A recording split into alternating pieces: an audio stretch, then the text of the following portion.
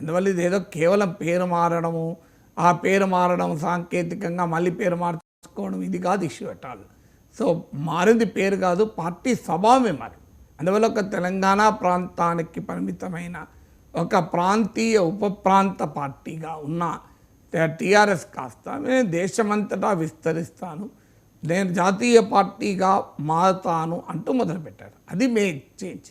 అందువల్ల టెక్నికల్గా ఇప్పుడు మళ్ళీ పేరు మార్చుకో అవకాశం ఉంటే మార్చుకుంటారు, అవకాశం లేకపోతే మార్చుకోరు. అది తర్వాత సంగతి. ఎందుకు ఈ పరిస్థితి వచ్చింది అంటే బీఆర్ఎస్ మొదటి నుంచి కూడా ఒక జాతీయ రాజకీయాల్లో బీఆర్ఎస్ వైఖరి ప్రశ్నార్థకంగా ఉంటూ వచ్చింది. ఎందుకంటే కాంగ్రెస్ వ్యతిరేక, బీజేపీ వ్యతిరేక రాజకీయ శక్తుల్ని ఏకం చేస్తా మొదలుపెట్టారు. కానీ కాంగ్రెస్ వ్యతిరేకంగా బీజేపీతో రెండు పార్టీలతో కలవని